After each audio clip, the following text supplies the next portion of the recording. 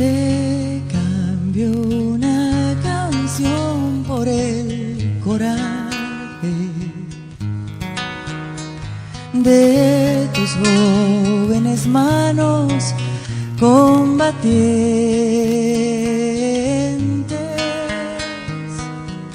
Soy Esperanza, tengo 19 años, estudio sociología y pertenezco a la Unión de Estudiantes Revolucionarios Salvadoreños 30 de julio. ¿Por qué te organizaste? Bueno, en primer lugar porque yo perdí a mis padres en lo que fue la guerra. A los 9 años me dijeron esa noticia. Yo desde pequeña he participado en protestas, marchas. Entrando a la universidad me di cuenta más de lo que era la realidad, cómo una clase dominante explota a la mayoría y se hace rica a costa de esta.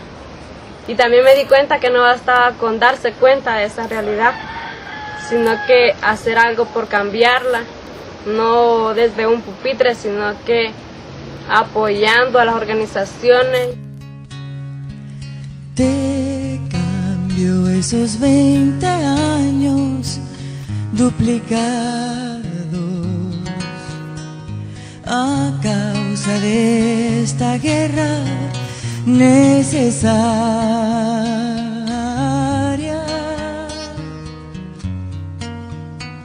por la carnosa flor de la esperanza.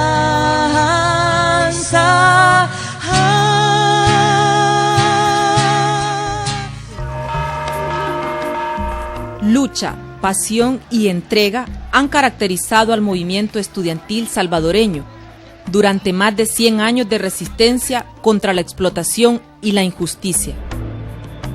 La cuna que vio nacer el movimiento estudiantil fue la Universidad de El Salvador. Fundada en 1841, a sus 167 años de existencia, el alma mater se ha constituido en el germen histórico de uno de los sujetos más dinámicos y fundamentales en el proceso de liberación del pueblo salvadoreño, el movimiento estudiantil. Dicen que vieron pasar a Farabundo Martí por Izalco, Huayúa y León, por Sonsonate y Quiché.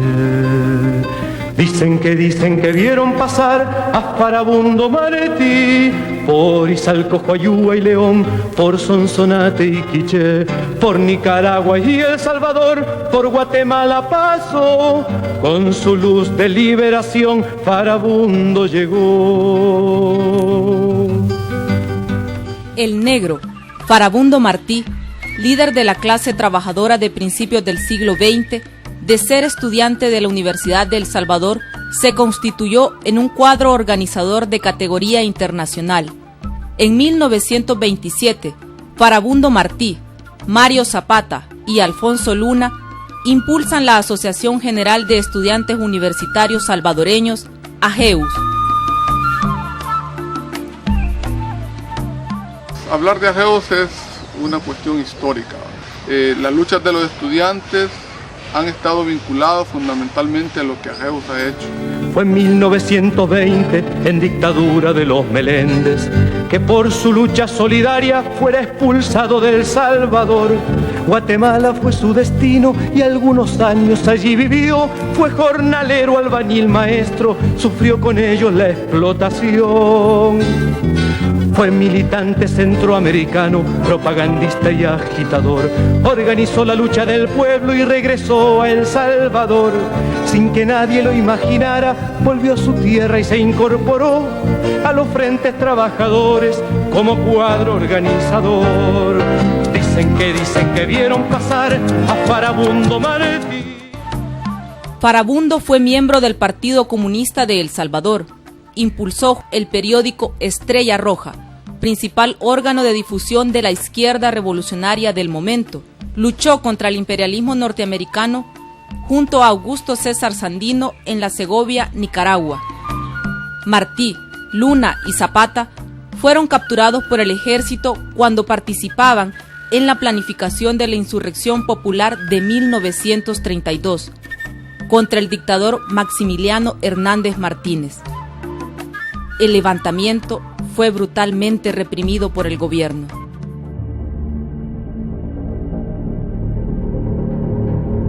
Los datos no son precisos, pero se calcula que más de 20.000 campesinos e indígenas murieron devorados por las balas militares. Los estudiantes Martí, Luna y Zapata, junto a los caciques indígenas Feliciano Ama, Francisco Sánchez y miles más, fueron asesinados.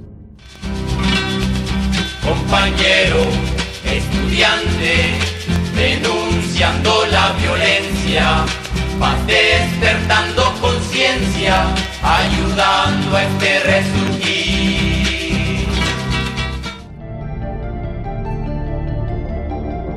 14 años tardó el pueblo en reorganizarse y alzarse nuevamente contra la dictadura. El 2 de abril de 1944, un grupo de militares y civiles se levantaron contra el dictador. El intento de golpe de Estado fue desarticulado. Nosotros ingresamos a la universidad en 1939. El dictador Hernández Martínez sentía siempre una gran molestia de ver el movimiento estudiantil dinámico, que tenía sus propias posiciones. Entramos pues en un momento en que la universidad había sido sometida. Hernández Martínez, el dictador, tomó la iniciativa de ocupar militarmente la universidad y la convirtió esta institución en una institución totalmente dependiente del órgano ejecutivo de la presidencia. Algunos estudiantes habían concebido una acción que podríamos llamar en los términos actuales terrorista, pero no tenía capacidad para impulsar la lucha, pero era el único movimiento popular de estudiantes, con algunos trabajadores, se apodera de la radio más popular en aquellos días. Y comienzan a hacer un mensaje, lanzando un mensaje en el cual los estudiantes universitarios participando en ese movimiento anuncian al pueblo que hay un levantamiento militar, se dispone a derrocar al dictador Hernández Martínez. El 2 de abril se produce ese levantamiento. Grupos de oficiales y jefes del ejército, en combinación y alianza con sectores civiles, encabezados por el médico, el doctor Arturo Romero, y con la participación de grupos ciudadanos, tanto en San Salvador como en Santana. Ese día se alzaron.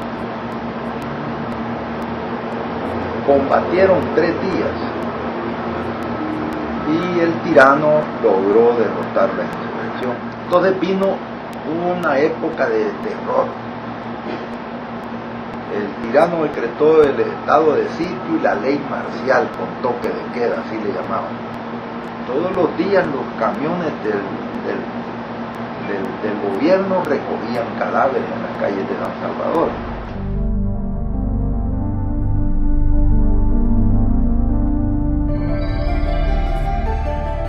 Pese a la represión, un pequeño grupo de universitarios dirigieron desde la clandestinidad la huelga general de brazos caídos, que concluyó con la fuga del dictador. Nos reunimos y allí el estudiantado universitario, el pequeño grupo de estudiantes que se reunieron esa mañana, y que sería más o menos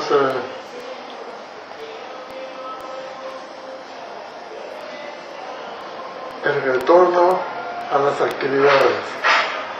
Y el grupo que estuvo reunido en la rotonda tomó dos decisiones.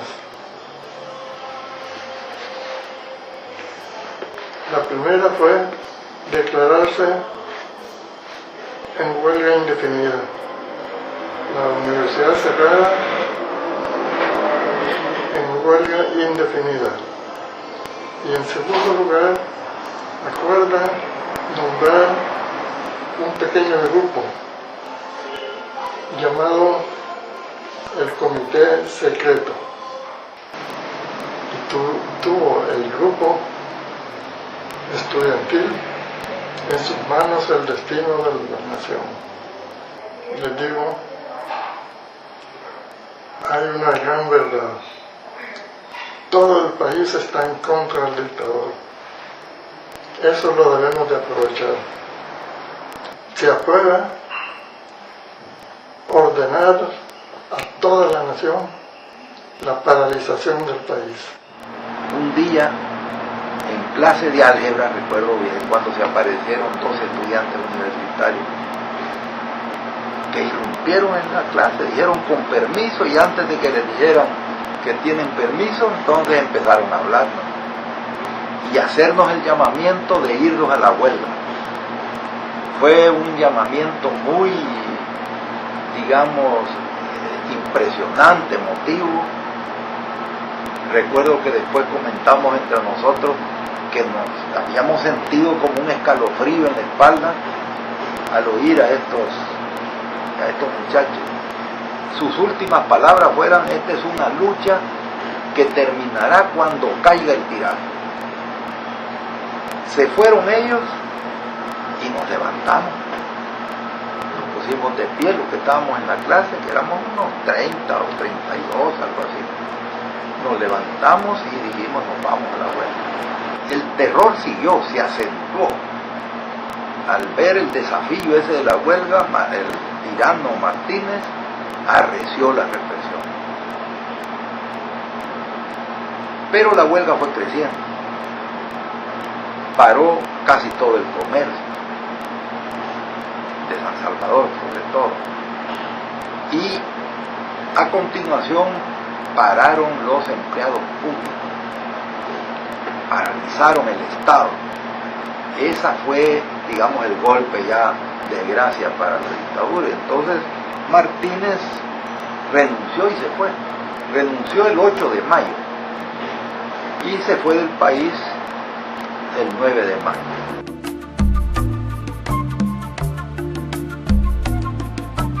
5 meses de tensa calma vivió el pueblo luego del derrocamiento de Martínez, pero los militares, junto a la oligarquía salvadoreña, lanzaron en octubre de 1944 un nuevo golpe.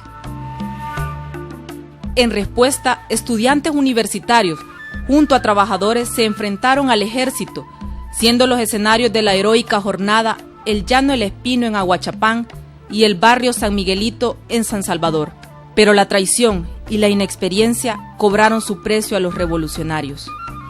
Consistía en que iba a venir desde afuera la invasión revolucionaria de los salvadoreños que se habían ido a armar a Guatemala, mientras aquí en la capital se iban a producir levantamientos contra los cuarteles principales. La idea era fijar aquí en el terreno a esas fuerzas militares para que no se desplazaran hacia el occidente del país, por donde iba a entrar la invasión de la juventud que venía de Guatemala. El grupo, la organización conspirativa que tenía que atacar el cuartel San Carlos estaba encabezado por estudiantes universitarios y realizan en la hora que les había y el día que les había comunicado este personaje, se levantan, pero ya estaban advertidos en el cuartel San Carlos y salieron al encuentro de ellos y se produce todo el enfrentamiento allí en San Miguelito. Vas despertando conciencia, ayudando a este resurgir. Durante los años 50, el movimiento estudiantil se reorganizó y retomó como nuevas banderas de lucha la reforma universitaria que incluyó como derecho constitucional la autonomía del alma mater. Nosotros decidimos en la asociación levantar la bandera como entrada al proceso de lucha por la reforma universitaria, la bandera de que no se reeligieran las autoridades. Porque si se reelegían las autoridades iba a quedar de nuevo cerrada la posibilidad de la reforma universitaria, como había quedado cerrada el año 48. Entonces, para impulsar la reforma universitaria era clave cambio de autoridades. De tal manera que llegue el día de la elección. Y la elección de autoridades universitarias se realizaba de la siguiente manera. Se reunía el Consejo Superior Universitario en el Paraninfo y era el Consejo Superior Universitario el que elegía al siguiente Consejo Superior Universitario. No había ninguna otra estructura. Entonces nosotros convocamos al estudiantado a que se hiciera presente en esa sesión. Al principio no querían permitir que entráramos, pero tuvieron que permitirlo. Se llenó el Paraninfo. Entonces empezó la elección. Iban poniendo los votos en una pizarra. Entonces cuando llegaron las rayitas de los votos a determinado nivel, que ya se veía pues lo que habíamos previsto, que se iban a reelegir, entonces empezaron los gritos. Cada nueva rayita, recuerdo de que hubo unos compañeros que se les ocurrió. Los jóvenes siempre han sido muy creativos, los estudiantes, pujar, ¿verdad? Porque habían dicho, les permitimos que entren, pero que haya silencio, que no haya. Entonces empezaron a pujar, donde llegaba una rayita, al ratito estaba toda la asamblea, toda el estudiantado ahí reunido haciendo y el pujido era cada vez más largo, seguían votando. Entonces hubo uno que tomó la iniciativa, un muchacho, estudiante de ingeniería de apellido Inver, tomó la iniciativa, se paró, se subió allá hasta la mesa del rector y le quitó el timbre para dar la palabra o para quitar la palabra, y se la quitó y gritó: ustedes se van y este timbre va a servir para la reunión que vamos a hacer aquí. Se levantaron todos los estudiantes, nos levantamos, ¿sí? Y los echamos. Y eso fue el inicio de un movimiento que se convirtió en huelga y duró 9 meses. Como cuestión inicial, planteamos el tema de convertir la autonomía de la universidad en principio constitucional, en norma constitucional. Por eso es que aparece en las constituciones desde entonces, desde la constitución del 50. Y fue una delegación fuerte de estudiantes, de profesores y de profesionales a intervenir en las reuniones en las plenarias de la Asamblea Constituyente, a proponer y defender que debía quedar plasmado ahí, y quedó plasmado. Estábamos en esas reuniones el día 20, organizando todo aquello, cuando se apareció la Guardia Nacional. Entonces ordenamos cerrar las puertas. Entonces la Guardia decidió tenernos cercados, la Guardia Nacional. Empezamos a comunicarnos por los teléfonos, empezó a llegar los compañeros, empezaron a agitar la situación, llegaron gente de los mercados. El estudiantado tenía una gran simpatía dentro de los mercados. La gente de los mercados llevaba comida y nosotros conseguimos unas cuerdas y tirábamos las cestas en que se tiran los papeles en las oficinas, que las colgábamos allí por la ventana, y las mujeres de los mercados llegaban con comida ya empaquetada y las metían en la cesta y nosotros levantábamos, y los guardias saltaban queriéndole dar como piñata con los fusiles. Pero la gente se organizaba. Primero se topaba la pared, impedían que entrara la guardia todavía no entraba a culatazo. Así rompimos el cerco de hambre. En los años 60 surgió el movimiento artístico-cultural que por su crítica y compromiso social fue denominado la generación comprometida. Opinión Estudiantil, que era el órgano de combate de la Asociación de Estudiantes Universitarios AGEUS. Entonces, allí también se publicaba en Opinión Estudiantil poemas, no solamente se hacía periodismo crítico, testimonial, antropológico, sino que también se hacía cuestión literaria. Eso se combinaba con actividades en el teatro universitario, que el teatro universitario al principio se basó en estudiantes de humanidad, aunque habían de otras facultades, principalmente de derecho. El teatro universitario era muy efervescente, ¿no? Y esa efervescencia se manifestaba fuera de la universidad, en la Asociación de la Juventud 5 de noviembre y el Círculo Literario Universitario, que tenía una página en el Diario Latino de entonces, que la dirigía el maestro nicaragüense Juan Felipe Toruño, sábado del Diario Latino. Una vez al mes se publicaba una página. En esa página se publicaban los trabajos de los incipientes escritores de aquella época, los pintores de aquella época, porque participaban pintores, no solamente era en un aspecto literario, sino que se integraba todo. En música había también músicos como Esteban Cervellón, pintores como Luis Ángel Salinas, Camilo Minero y otros más, Carlos Cañas. Entonces era un movimiento cultural integral.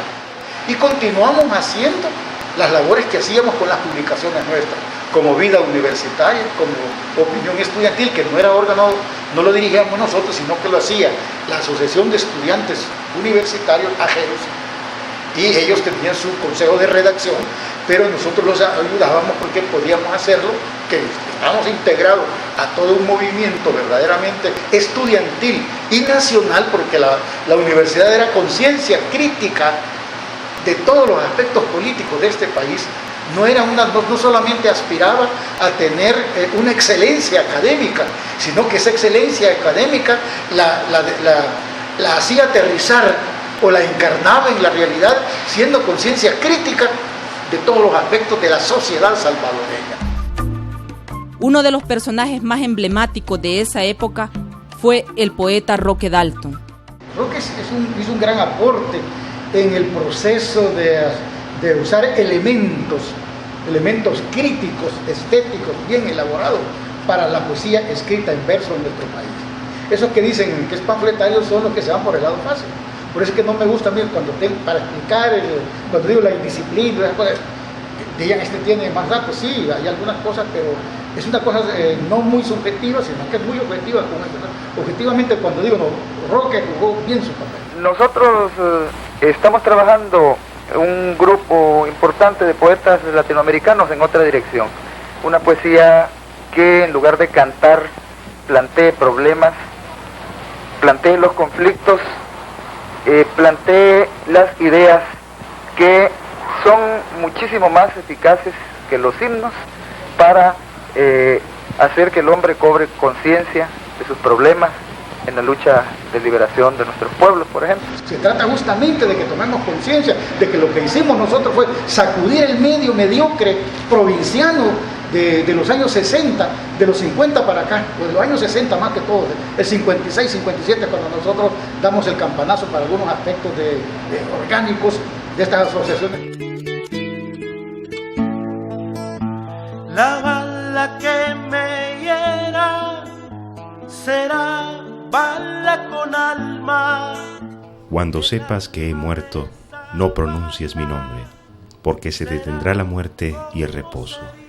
Cuando sepas que he muerto, di sílabas extrañas, pronuncia flor, abeja, lágrima, pan, tormenta. No dejes que tus labios hallen mis 11 letras. No pronuncies mi nombre cuando sepas que he muerto. Desde la oscura tierra vendría por tu voz. No pronuncies mi nombre. No pronuncies mi nombre. Cuando sepas que he muerto, no pronuncies mi nombre. Las canciones desnudas con las manos. En un hecho pendiente de esclarecimiento, Roque murió el 10 de mayo de 1975 a manos de supuestos miembros del Ejército Revolucionario del Pueblo, ERP. La bala que me hiera. Universidad se lucha por la reforma para poner en la horma al beato y al nacional. Somos los reformistas, los revolucionarios, los antiimperialistas de la universidad. Durante los años 70 se impulsó la organización estudiantil de secundaria, lo que reforzó el movimiento universitario revolucionario. Este compromiso social de los estudiantes fue castigado por los militares gobernantes. La muchacha de mirada clara, cabello corto, la que salió en los diarios, no sé su nombre, no sé su nombre, pero la nombro Primavera. Estudiante que faltaba a clase, yo la recuerdo, la que dijo la radio, dijo su sombra, dijo su sombra, pero la veo compañera. Estábamos bajo la dictadura de Arturo Armando Molina, que había asumido el gobierno bajo la bota militar, es decir, a través de un fraude electoral que fue en marzo del año 72. Meses después, el 19 de julio, interviene en la universidad. A mediodía, abruptamente, hay muchos capturados. El rector era el doctor Rafael Mengíbar y el decano de la Facultad de Ciencias y Humanidades, el doctor Fabio Castillo. Estábamos precisamente haciendo danza cuando intervino el ejército y nos sacó con todo y malla, ¿verdad? Nosotras de ahí, y solo veíamos que habían entrado todas las tanquetas metiendo gente a los camiones. Realmente en esa ocasión a nosotros solo se nos dijo, váyanse, que parece que estaba llenísimo, repleto los camiones.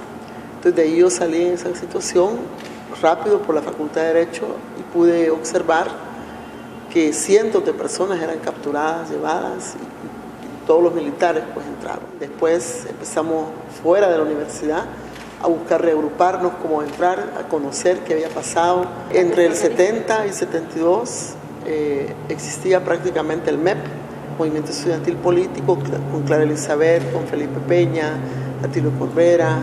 Yo estaba en uno de los círculos de estudio y existía el FAO, la Fuerza de Acción Universitaria, ¿verdad?, que era la expresión de los sectores más, digamos, más radicales, más tradicionales, y todas las asociaciones, ¿verdad?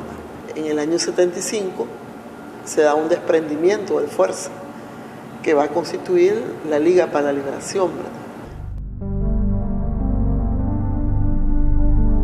Uno de los hechos más trágicos cometidos por los militares fue la masacre estudiantil del 30 de julio de 1975, en la que murieron un aproximado de 26 jóvenes y una cifra no definida de desaparecidos. La decisión de hacer la marcha se toma el 28 de julio, luego los acontecimientos en Santana, ¿verdad?, que se violó la soberanía, la autonomía universitaria, cuando la gente se estaba preparando para el desfile bufo que se hacía por costumbre en las fiestas patronales de Santana. Entonces se intervino la guardia y se metieron a los recintos universitarios. Al día siguiente hicimos una gran concentración en el auditorio de la Facultad de Derecho para decidir, y lo organizó AGEUS. Ese 30 de julio, ya habiéndose decidido en una gran asamblea, como te decía, salimos a la calle, salió como a eso de las 2 de la tarde, 2:30 la marcha. Teníamos bien definido el recorrido y adelante iban los estudiantes de secundaria, por ser la gente más joven, ¿verdad? Por eso yo iba muy cerca de Carlos Fonseca, que era dirigente del UR19, a la altura de la Tutunichapa. Se estancó la marcha, ¿verdad?, porque adelante por el Hospital Rosales las tanquetas venían avanzando y sin piedad alguna venían aplastando a los estudiantes de secundaria que resistían adelante, ¿verdad? Entonces ahí fue donde empezó ya la dispersión por el muro del seguro. Ahí estábamos en ese momento con Carlos Fonseca cuando veíamos que venía el tanque, ¿verdad? De este lado también de la Juan Pablo, pues, y la guardia, ¿verdad? Entonces empezaron a disparar y yo tenía a la par en ese momento a Carlos Fonseca y una bala pues le cayó, ¿verdad? Y cayó a la par mía. Entonces yo me quedé así, ¿verdad? Moviéndolo, pues, y ya estaba a esa hora los gases lacrimógenos. Entonces yo pedía auxilio así, pero nadie podía porque cada uno estaba corriendo, ¿verdad? Y la guardia venía avanzando. Yo solo lo veía que no se levantaba. Y el megáfono a un lado, ¿verdad? Entonces cuando un fusil se puso encima así del cuerpo de él, y era un guardia, entonces se habían infiltrado personas, pues, de la orden, no sé, pero lo más seguro que estaban rompiendo las muñecas con cuchillas, ¿verdad? Para la gente que se estaba subiendo.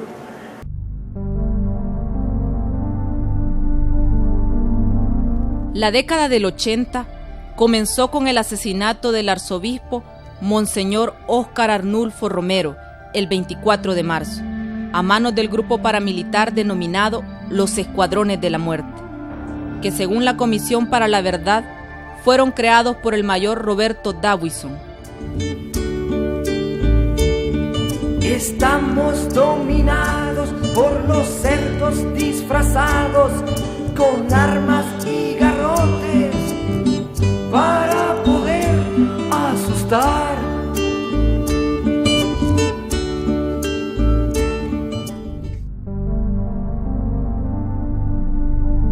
La universidad fue atacada nuevamente.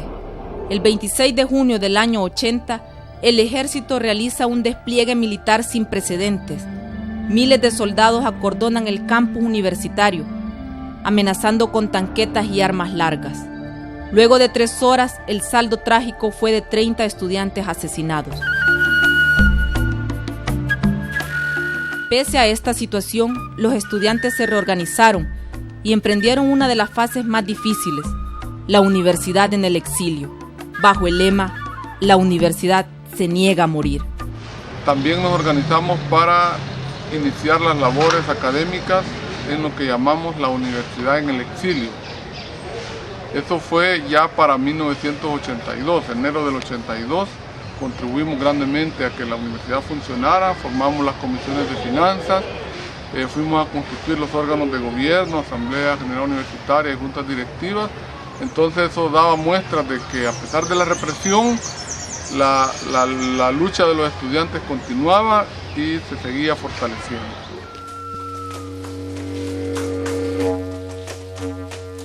Luego de estas tragedias, las 5 principales organizaciones políticas del momento fundaron el Frente Farabundo Martí para la Liberación Nacional, FMLN, que lanza en enero de 1981 la primera ofensiva.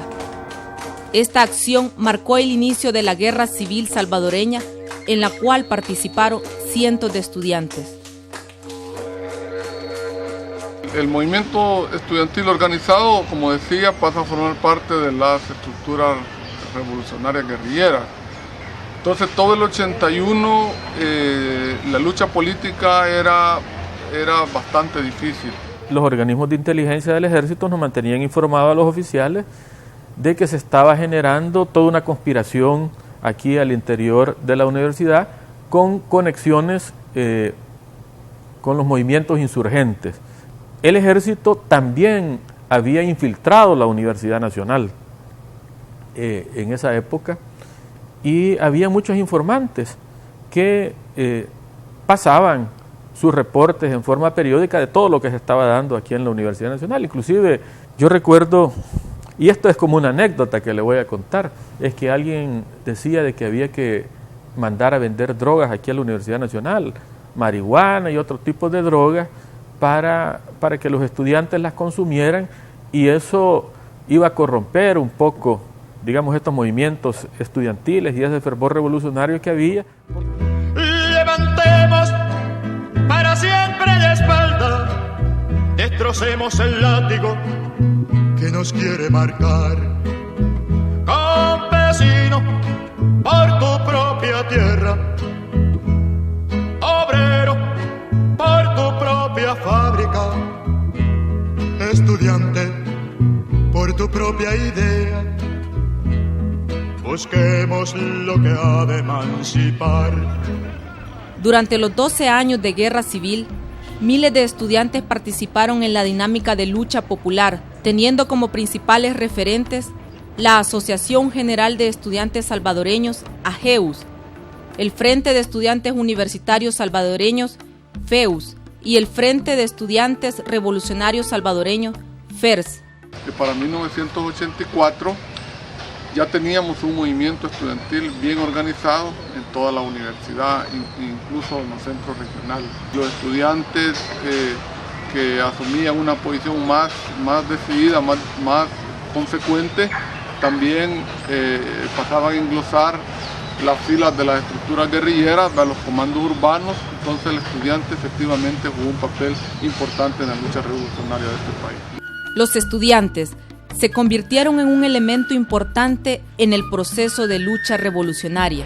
Durante la ofensiva final, lanzada por el FMLN el 11 de noviembre de 1989, muchos estudiantes se incorporaron a las estructuras guerrilleras, ofrendando su vida por los principios de solidaridad y justicia social. La universidad es nuevamente intervenida. En muchas de los frentes que se armaron acá en San Salvador había estudiantes universitarios. Aquí en el Ricaldón hemos hecho un punto que rápido lo perdimos. La universidad, mexicanos, Oyapango, todo eso, había estudiantes universitarios. De acuerdo a la organización a la que pertenecíamos, así nos tocaba en un lugar, ¿no? Casi toda la gente, porque no fue toda, pero casi toda la gente que estábamos más comprometidos con el movimiento abiertamente, ¿no?, en la universidad, formamos parte de la ofensiva. El punto que yo puse acá fue allá por odontología, porque la misión que yo tenía era impedir que de la primera brigada pasara contingentes militares buscando para la zona de la Santa Mil. Bueno, esa misma noche que inició la ofensiva, a nosotros nos empezaron a disparar con el helicóptero, que al día siguiente el ejército se tomó el edificio de medicina. Entonces tenía yo el ejército en medicina y yo estaba en odontología. Estábamos a menos de 100 metros de distancia. El mayor problema que yo tuve fue que no tenía radio. Entonces las comunicaciones eran cuando alguien que estaba en otro punto más abajo, ahí por la fosa, se acercaba y establecíamos algún tipo de coordinación. Pero hubo un momento en el cual sí quedé totalmente descoordinado, ¿no? Y al final tomé la decisión de sacar a la gente. Hasta el momento no sabía yo para dónde íbamos o con qué íbamos a topar, pero lo que sí era un hecho era que ya no podíamos estar aquí dentro. Autor anónimo de la alborada, venado silencioso en la montaña, guerrero del amor, hijo de este tiempo, remolino, hombre niño parido pues en plena selva para llegar al fin a la victoria. Con la firma de los acuerdos de paz y la finalización de la guerra civil, surgieron nuevos retos: rescatar y reconstruir el campus universitario secuestrado por el gobierno. Paradójicamente, la organización estudiantil disminuyó y muchos antiguos combatientes se acomodaron a recibir las migajas del sistema. La histórica AGEUS fue abandonada. Yo creo que se dio igual que en todo el movimiento social, ¿no? El pasar al proceso de negociación, al fin de la guerra, el que muchos de los cuadros que anteriormente habían estado al frente de las organizaciones de masas y dentro de ellas el movimiento estudiantil, de su salida a otro tipo de trabajo hace que merme el movimiento estudiantil, ¿no? Quizá una de las condiciones o de las motivaciones principales que había para que este se mantuviese como tal era la misma efervescencia política, ¿no? Sin embargo, nos encontramos con una década de los 90 en los cuales desaparece el espectro de la represión y todo eso, y entonces uno pudiera creer, leyendo así mecánicamente la realidad, que eso te genera mejores condiciones para que los movimientos estudiantiles sean fuertes y grandes. Y sin embargo no sucede eso. Con la finalización del conflicto armado, gracias a los acuerdos de paz, prácticamente el FMLN entra en un proceso de transición de ser una fuerza revolucionaria guerrillera a una fuerza política que participa en el sistema de partidos. Y en general el movimiento popular sufre una desmovilización, y esta situación provoca que en los diferentes ámbitos de la realidad nacional se refleja esta problemática. Es así como en nuestra universidad el movimiento estudiantil también entra en un proceso de transición. La decadencia del movimiento estudiantil obligó en 1999 al surgimiento de nuevas organizaciones revolucionarias, en un intento por rescatar los principios de justicia y libertad proclamados históricamente. Para entender el resurgimiento del movimiento estudiantil universitario, hay que recordar que después de los acuerdos de paz, hasta mediados de los años 90, prácticamente existían 4 frentes políticos estudiantiles que respondían a la línea política de 4 organizaciones que conformaron el FMLN, y que prácticamente AGEUS se había desmovilizado y no tenía trabajo, no tenía presencia, tanto en el campus universitario como a nivel nacional. A mediados de esa década surgen esfuerzos que prácticamente consisten en repensar el rumbo del movimiento estudiantil universitario. Y es así como allá por 1998 un grupo de compañeros que habíamos tenido militancia en el movimiento estudiantil de secundario, junto con compañeros que habían participado en el movimiento estudiantil universitario, tomamos esa decisión de activar el trabajo político e ideológico del movimiento estudiantil. Pero el movimiento estudiantil continúa enfrentándose a grandes problemas. La más reciente represión ocurrió el pasado 5 de julio del año 2006, cuando una protesta contra el alza en el precio del pasaje, realizada por estudiantes de secundaria, fue reprimida por la Unidad del Mantenimiento del Orden (UMO) de la Policía Nacional Civil. La agresión policial desató una serie de trágicos acontecimientos, entre estos la intervención del campus universitario. A esta problemática se suman la apatía generalizada, la dispersión, la falta de formación política y de actualización de métodos de lucha, aspectos que se convierten en principales barreras a vencer. Lo que hay es como una dispersión que hay dentro del movimiento estudiantil. Y yo incluso digo, ¿existe o no existe movimiento estudiantil? Habría que poner eso en cuestión y en debate, porque lo que hay son organizaciones, que cada quien hace su trabajo individual, incluso hay organizaciones sectarias. Menciono esto porque uno de los principales problemas es la unidad dentro de las organizaciones estudiantiles. Nosotros como organización siempre manifestamos en todos los momentos que se dan dentro de la universidad, que debemos hacer la unidad en la acción, la unidad programática y la unidad en todos los sentidos, en todo el trabajo que tengamos que hacer el movimiento estudiantil. Entonces yo creo que uno de los principales problemas es eso, que el movimiento estudiantil no está unificado. Yo creo que en este momento coyuntural que se encuentra el país, debemos unirnos porque hay necesidad de manifestarnos en la calle, no individualmente. Mientras haya una clase opresora y estemos las mayorías oprimidas, siempre habrá la necesidad de que tanto a nivel nacional como en la universidad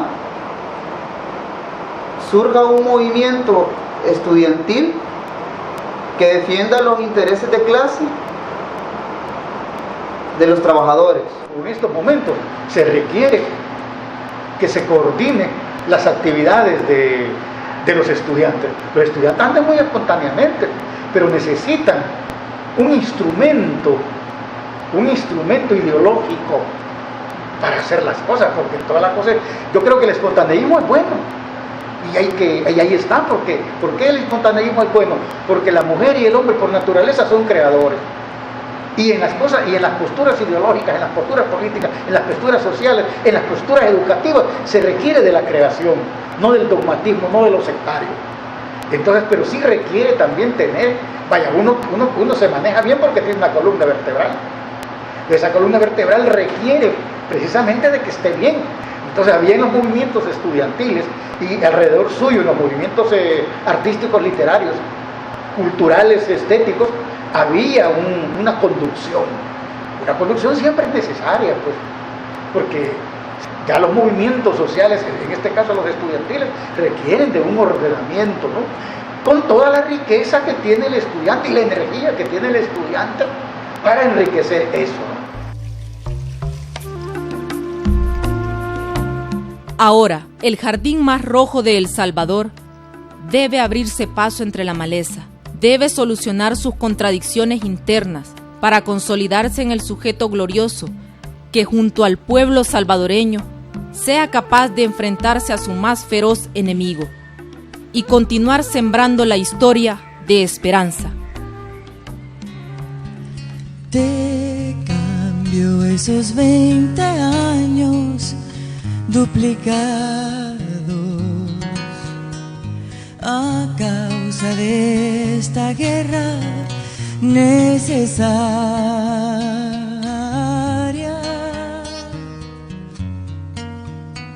por la carnosa flor de la esperanza.